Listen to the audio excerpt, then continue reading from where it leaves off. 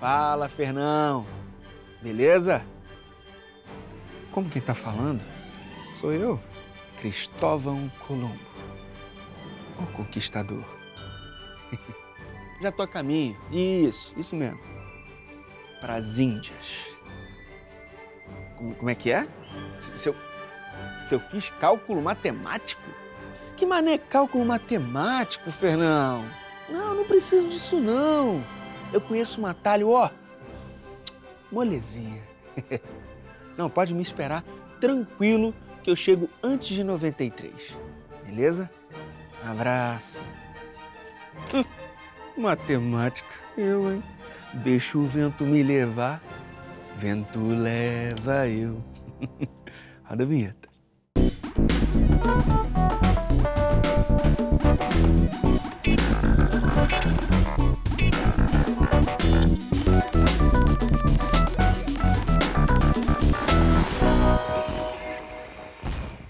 Hora do Enem no ar, falando de matemática. E aí, perdeu algum episódio? Relaxa, tá tudo lá no tvescola.org.br ou no youtube.com/tvescola. Acessa e se inscreve. Bom, agora eu chamo ele, professor Cristiano Marcel. Vem iluminar nossas mentes, professor. E aí, tudo bem, Lante? Como é que vai? Tudo bom? Tudo certo, contigo. Legal. Hoje a gente começa com um triângulo retângulo. Por que ele é tão importante? O triângulo retângulo ele tem um teorema aplicado a ele chamado Teorema de Pitágoras, né? E aí existe uma série de problemas que são resolvidos através desse teorema. Além de influenciar na trigonometria, com seno, cosseno, tangente, todas aquelas linhas trigonométricas com problemas resolvidos e tal, que você já bem conhece. Você é bom de matemática. Que isso. Mas vem cá, Pitágoras, foi ele que descobriu que tinha algo a mais esse triângulo, professor? Na realidade não foi Pitágoras, né? Há uma lenda de que foi Pitágoras. Pitágoras, esse teorema já existia antes, né? Os babilônios já conheciam, talvez não o teorema, mas eles já utilizavam do triângulo retângulo 3, 4, 5 para fazer ângulos retos. Os babilônios já utilizaram. Tem uma filósofa, especialista em história da matemática, chamada Serafina Cuomo, e ela diz o seguinte: existia uma sociedade pitagórica, né? E alguém, talvez, tenha descoberto isso e o nome foi dado a Pitágoras. Os gregos não se importavam muito com isso. Fui eu. Não tinha muito disso, não. Entendi. Ou seja, não sabe se foi Pitágoras, se não foi. O nome é dele. Isso acontece a mesma coisa com a fórmula de Bhaskara. Sim. Só no Brasil fala fórmula de Bhaskara. Ué, mas fora do Brasil fala como? Em qualquer outro lugar é fórmula resolvente da equação quadrática, fórmula resolvente. Você vai na Índia, qual é o nome disso? Fórmula resolvente. Ninguém falou Bhaskara, só no Brasil. Engraçado isso, né? Por que será aí, professor? Eu não faço ideia. Parece que alguém ventilou isso, vamos botar pro Bhaskara. Não sei, cara. Sei que, sinceramente, não foi o Bhaskara. Não existia nem essa álgebra toda naquela época. Entendi. Então, professor, eu vi que tem um esqueminha ali no quadro. É uma revisão? É uma revisão de Teorema de Pitágoras, justamente. Bora dar uma olhadinha? Vamos nessa, vamos lá.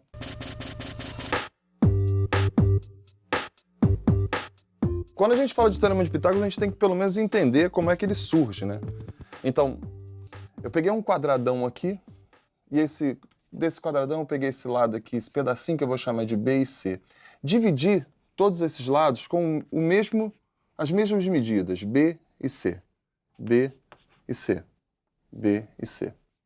Logo, esse quadradão, ele tem lado B mais C. Certo. Traçando essa hipotenusa, esses são os catetos, aqui o ângulo de 90, esses são os catetos, essa hipotenusa que eu vou chamar de A. Eu posso afirmar com toda certeza que esse polígono, esse quadrilátero que está aqui dentro também é um quadrado. Porque esse ângulo aqui é congruente a esse ângulo, dado que esse ângulo vai ser igual a esse ângulo. E a soma, existe um teorema de outro grego chamado Lei Linear de Tales, que diz que a soma dos ângulos internos é sempre igual a 180 graus. Então, se esses dois têm a soma igual a 90 graus, já que aqui já existe o 90 graus, esse aqui vai ser 90, esse aqui também vai ser 90 graus, esse também 90 graus. Bom, daí que a brincadeira surge para a gente chegar no Teorema de Pitágoras. Alguns dizem que até foram os chineses que fizeram esse tipo de demonstração. Se eu somar a área desse quadrado, e a área do quadrado é dada pelo lado dele elevado ao quadrado, mais a área desse triângulo, desse triângulo, desse triângulo, desse triângulo, ou seja, 4 triângulos iguais. A área do triângulo é B vezes C sobre 2, né? Base vezes altura sobre 2, são 4, por isso multiplicar por 4, eu vou ter a área do quadradão. Sim. De lado BC, B mais C. Então ficamos com B mais C ao quadrado. A área do quadrado é dada pelo lado dele elevado ao quadrado. E aí, Cristiano, ótimo, mas cadê o teorema de Pitágoras que surgiu aqui?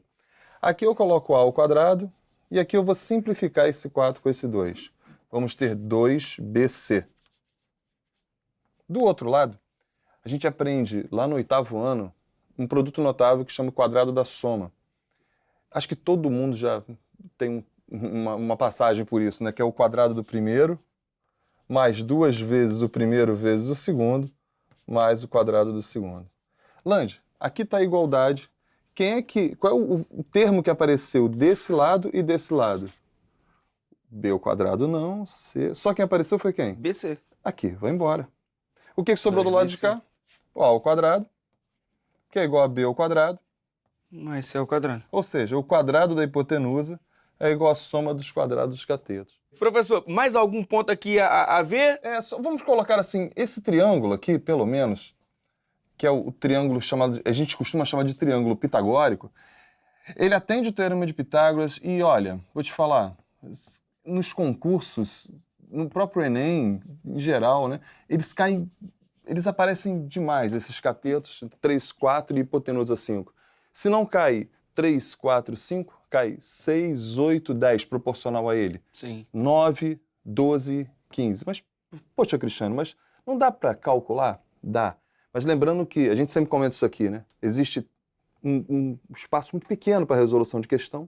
Então, quanto mais familiarizado com esse tipo de coisa, mais rápido você vai resolver e vai Ganha ganhar tempo, entendeu?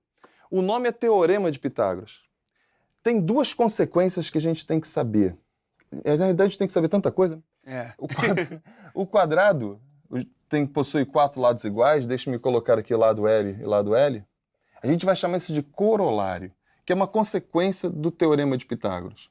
Se eu chamo essa diagonal aqui de D, quando eu jogo no Teorema de Pitágoras, aí eu deixo para as pessoas que estão em casa dar uma olhada melhor nisso, com mais calma, ou até mesmo praticar, eu vou encontrar que D é igual ao lado vezes a raiz de 2. Espera aí. Se o lado do quadrado vale 8, a diagonal vale 8 raiz de 2. Se o lado do quadrado vale 10, a diagonal dele vale 10 raiz de 2. Esse ângulo é 45 graus, porque o triângulo, além de triângulo retângulo, ele é triângulo retângulo isósceles, porque ele possui 2 lados iguais. Esse triângulo aqui. Esse triângulo é chamado de equilátero. Equilátero, lados congruentes, todos eles. Esse ângulo do triângulo equilátero vale 60 graus. Essa altura, que é uma outra consequência do Teorema de Pitágoras, vai ser o seguinte: se ele tem lados iguais a L, a altura é L raiz de 3 sobre 2. Espera aí, Cristiano, não entendi. Vamos lá. O lado vale 10. A altura dele é 10 vezes a raiz de 3 dividido por 2, 5 raiz de 3. Metade do lado, multiplica pela raiz de 3. O lado vale 8. Metade do lado, 4. 4 raiz de 3. Certo. O lado vale 80. Metade do lado, 40. 40 raiz de 3. Perfeito. Isso aqui é um resumão bom para a gente já começar a conversar. E partir para a questão. Sim, Pode claro. ser? Tá na tela a questão 179 do Enem de 2018, caderno azul. Primeira aplicação, professor, tá contigo. Vamos lá. Um quebra-cabeça consiste em recobrir um quadrado com triângulos retângulos isósceles, como ilustra a figura. Triângulos isósceles que a gente já viu agora mesmo. Uma artesã confecciona um quebra-cabeça como descrito, de tal modo que a menor das peças é um triângulo retângulo isósceles, cujos catetos medem 2 centímetros. O quebra-cabeça, quando montado, resultará em um quadrado cuja medida do lado em centímetro é. E aí ele coloca as opções lá. E por onde eu começo? Vamos lá. Você pode usar o que nós falamos sobre diagonal, que é igual a o lado multiplicado pela raiz de 2, e aí você vai ter uma série de cálculos. Isso é uma opção. A outra opção, que eu gosto mais, é fazer uma construção geométrica. Quando criança, quem lidou com Tangram, essas coisas, tem uma facilidade até maior para fazer o que eu vou fazer aqui. Ele diz que são somente triângulos isósceles, retângulos isósceles. Então, se você prolonga esse pedacinho para cá, eu formo um triângulo igualzinho que estava lá em cima. Certo. Esse triângulo é isósceles. Ele disse pra gente que tem lado 2, o daqui também tem lado 2. Certo. Esse triângulo também vai ser isósceles. Daqui até aqui, 2 mais 2, 4. Aqui também vai valer 4. Certo. Pô, beleza. Esse triângulo também é isósceles. Se aqui vale 4, esse pedacinho também vai valer 4. Opa, daqui até aqui, 4 mais 2, 8. Esse Certo. triângulo grandão Também é isósceles. Então aqui vai valer 8. Esse triângulo também é isósceles. 8 aqui, 8 aí 8 também. aqui. O que nos interessa é somente isso daqui, ó, que é o lado do quadrado.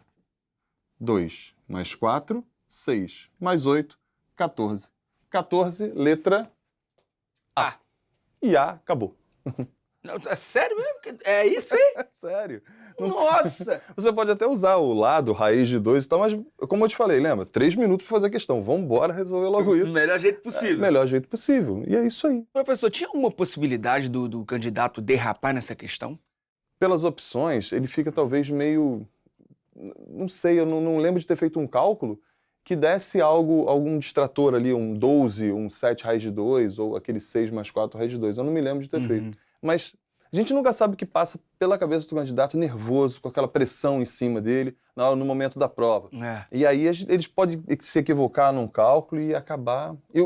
A pessoa que faz a questão, que elabora a questão, pensa justamente nisso, a gente sabe muito bem. Né? É. A gente sabe disso muito bem. Então, professor, só confirmando, gabarito opção A, 14. 14.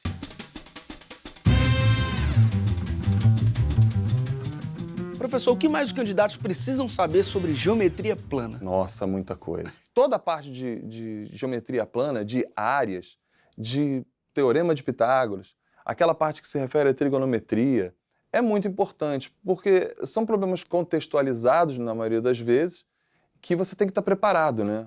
Tem jeito. Não tem jeito, cara. Perfeito. Professor, agora a gente parte por plano cartesiano. Eu já quero saber por que botaram o nome do Descartes no plano. Alguém que pensava, e penso e logo existo e tal, Descartes. Foi Descartes. Ele utiliza esse plano cartesiano, inicialmente, como uma tentativa de melhorar, digamos assim, o cálculo feito por Leibniz e tal. O plano cartesiano que a gente usa, grosso modo, eu falaria que eles são perpendiculares. Na realidade, é um plano cartesiano ortogonal. Os eixos x e y, eles formam um ângulo de 90 graus, assim, sabe? Entendi. Não necessariamente acontecia assim, mas esse que a gente usa é eixo x, eixo y, formando um ângulo de 90. São eixos ortogonais. Beleza. Isso deu uma revolucionada muito grande, né? Porque os caras de física utilizam isso, né? Muito demais, né? Todo o cálculo, ele pegou a geometria e jogou para álgebra, sabe? Ele conseguiu formar relações entre o eixo x e o eixo y. Y igual a x ao quadrado, ele faz uma parábola. X ao quadrado sobre a ao quadrado mais y ao quadrado vai dar uma elipse, sabe? É uma revolução muito grande que acontece quando ele consegue Traduzir toda a geometria para álgebra, digamos assim. Eu sei que dá para construir uma circunferência no plano cartesiano, tá certo? Tá certo. Não é uma contradição, professor? Não, porque na realidade você está relacionando todos os pontos do eixo horizontal, que é o eixo das abscissas, com os eixos da ordenada, de modo que a distância de um ponto até o outro seja constante. É isso que define uma circunferência. É um lugar geométrico de pontos em que todos eles são equidistantes, mesma distância, de um pontinho que a gente chama de centro. Daí, formar aquela curva que a gente chama de circunferência, entendeu? Perfeito. Então, bora ver como isso aparece numa questão? Vamos lá, vamos Pode nessa, ser? vamos nessa.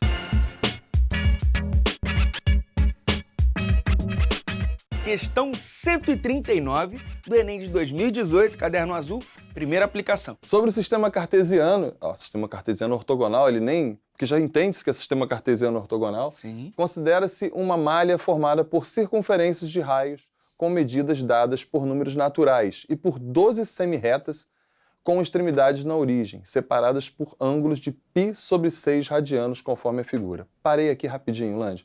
Π sobre 6 está em radianos. Traduzindo isso para graus seria 180 graus dividido por 6, que daria 30 graus. Então, quando o candidato olha aquele π sobre 6 radianos, ele tem que estar pronto para... π sobre 6 radianos, 30 graus. Tem que saber, né? Aquele esqueminha que você vai rodando aqui para identificar. Isso tem que estar no sangue dele já, sabe? Mas, continuando. Suponha que os objetos se desloquem apenas pelas semirretas e pelas circunferências dessa malha, não podendo passar pela origem. Origem é o ponto 00, e ele até descreve ali. Considere o valor de π como aproximação de pelo menos uma casa decimal. Creio que nem vamos usar isso, mas vamos nessa. Para realizar o percurso mais curto possível ao longo da malha, do ponto A até o ponto B, um objeto deve percorrer uma distância igual a... E aí? E aí? Sempre lança e aí. E aí? Começo por onde? Na geometria euclidiana, a gente sabe que a menor distância entre dois pontos é uma reta, na geometria euclidiana. O plano cartesiano ele se dá da seguinte forma. Aqui a gente chama de 0, 0. Certo. À direita são os valores positivos, à esquerda os valores negativos. O mesmo acontece no eixo que a gente chama de eixo das ordenadas, que é o eixo Y. Acima, valores positivos, abaixo, valores negativos. O desenho já veio na prova, muito bem feito, muito detalhado, legal. Ele quer saber qual é a distância que vai de B até A. O candidato que não leu direito, está meio despreparadão, ele vai direto por aqui, ó. 1 unidade, 2, 3, 4, 5, 6, 7, 8, 9, 10. Mas ele fala na questão que ele não pode passar pela origem. Ele não pode passar aqui, que é o centro das circunferências todas. Certo. Um comentário. Essas circunferências são chamadas de circunferências concêntricas. Concêntricas quer dizer que elas todas têm o mesmo centro. Não tem aquele alvo do dardo? Sim. Que tem um aqui no nosso estúdio? Tá até ali no cantinho. São todas circunferências concêntricas. Perfeito. Bom, vamos lá. A circunferência toda, em graus, são 360 graus. Eu dividi, a questão, em 1, 2, 3, 4, 5, 6, 7, 8, 9, 10, 11, 12. 360 por 12 dá 30 graus. Beleza, a gente vai usar isso daqui a pouco. Vamos percorrer do ponto B até o ponto A, chegando pelo menor caminho. Aqui tem uma unidade, certo, Lange? Certo. Aqui também uma unidade. Certo. Aí vem mais uma.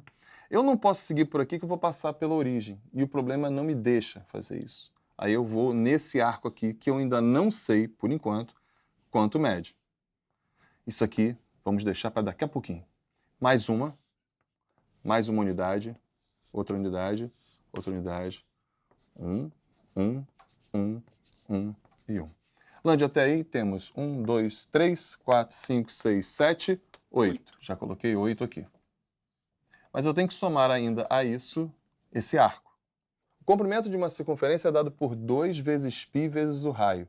2πr. E aí, essa circunferência pequenininha aqui, ó, o raio dela vale 1. E aí a gente vai colocar aqui, ó, 2 vezes π vezes 1. Mas, Lange, eu tenho aqui, ó, 1, 2, 3, 4 pedaços de um total de 1, 2, 3, 4, 5, 6, 7, 8, 9, 10, 11, 12. 4 de um total de 12 é 1/3. Certo. Então, eu vou pegar isso aqui e vou dividir por 3. Deixa eu te contar um segredo? Acabou a questão. O gabarito dela é letra A. 8 Quê? mais 2 vezes π vezes 1 sobre 3. E nem precisou calcular, né? Não. A fórmula da equação da circunferência, centrada na origem, ficaria assim, né? X ao quadrado mais y ao quadrado é igual a... Se o raio fosse 1 ao quadrado, que daria 1. Mas isso, se ele pedisse alguma fórmula algébrica, né, da equação da circunferência, mas isso ele não pede. Nessa questão, ele só quer que você tenha entendimento de que... Aqui, ó. Uma unidade para cá, uma unidade para cá, para cá, para cá, porque essa distância se mantém constante. Inclusive, essa figura aqui, para a galera que está em casa, essa figura que está dentro de uma circunferência maior e fora da outra, chama-se coroa circular. Então, reforçando o gabarito, opção A. A. 2... π vezes 1 sobre 3 mais 8. Ele inverteu. Só inverteu. A ordem das parcelas não altera a soma. É isso aí.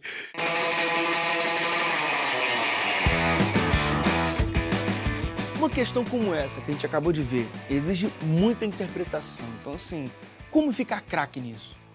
ler os enunciados de questões que você já fez. Por que que eu, quando resolvo essa questão, eu deixo de fazer isso? Eu já resolvi essa questão alguma vez, mas por que que eu não passei pela origem? Ah, porque no enunciado diz que não pode passar pela origem. E sempre sublinhar o enunciado da questão. Vou resolver essa determinada questão, mas o enunciado diz que não pode. Onde é que diz que não pode? Sublinha. Porque quando você sublinha, você passa a prestar mais atenção naquilo e você, eu não posso dar mole, eu não posso esquecer de que isso vai acabar fazendo com que eu erre, porque tem os distratores, tem aquela questão que parece muito. Agora, toda vez que eu venho aqui, eu sou obrigado a dizer isso. Além de tudo, é fazer inúmeros exercícios, porque é isso que vai fazer com que você olhe o enunciado e tenha malícia, tenha, assim, aquela maldade. Olha só, cara, poxa, eu já sei, a mim não vai enganar, eu vou me dar bem. Entendeu? Nessa não cai. Não, nessa não cai. E lá vem ele, direto e reto, o nosso momento Pop Prof.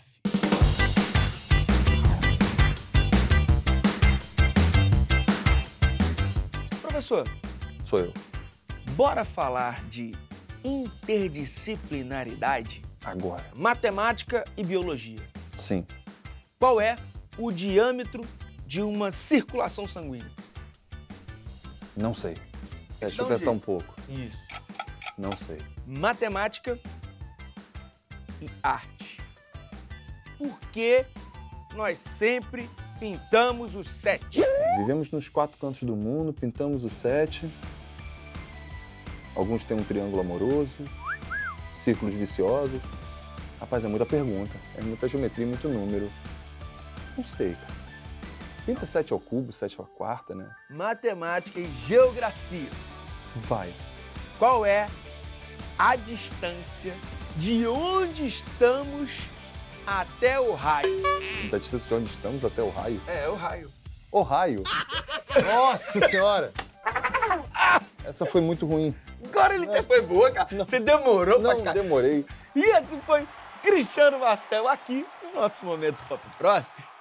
Já que a gente estava falando ali de círculo, né, de retas e tudo, uma reta final pro Enem, professor. Vamos Aquele último conselho pra galera que tá se preparando. Tem que ter muita calma, sabe? O que eu mais vejo os alunos me perguntando é, professor, o que eu faço para me sentir calmo? Eu tenho uma pena deles danado. Tente, sei lá, se achegar às pessoas que você ama e que te amam também, a sua família, aquelas pessoas que te passam tranquilidade. Tente se afastar daquelas pessoas que dizem assim, tem certeza que você vai conseguir? Eu acho que você não vai conseguir, não. É muito difícil, hein? Se distancie dessas pessoas. Tente, corra dessas pessoas, se apegue àquelas pessoas que vão te dar uma força, porque é isso que vai te dar tranquilidade. Você fazer aquela prova sabendo que tem alguém pensando em você, meu filho vai se dar bem, meu irmão vai se dar bem, meu namorado, minha namorada, sei lá, vai se dar bem. É isso aí. Professor, para fechar, aquela fonte de estudos, assim, onde a gente pode pegar um livro, um vídeo, um canal, alguma coisa pra gente aí encontrar um pouco mais de conteúdo. Tem vários, né, cara? Eu sempre falo do Rafael Procópio, que é meu amigão, né? Eu sou até suspeito dele. Gênio! Eu sou até suspeito. A gente tá até com um projeto de falar de um podcast aí sobre matemática e tal. Olha aí. O Portal da Matemática, que tem muito material, né? Da SBM, tem muita coisa. Tem o do professor Walter também, né? Que é do Colégio Pedro II. Walter Tadeu? Walter Tadeu. De vez em quando ele tá aqui também, Sim. né? Ele tem muito material gabaritado, comentado, sabe? É ir lá, tentar resolver a questão. Não conseguiu, o povo lá ver o gabarito, está muito bem explicadinho. E eu não posso deixar de indicar o nosso percurso educativo. O endereço você já sabe, tvescola.org.br/percurso. Professor, muitíssimo obrigado sempre por toda a ajuda. Valeu, cara. Voltem. Seja comigo. Hora do Enem fica por aqui, então até a próxima. Aí. Podemos?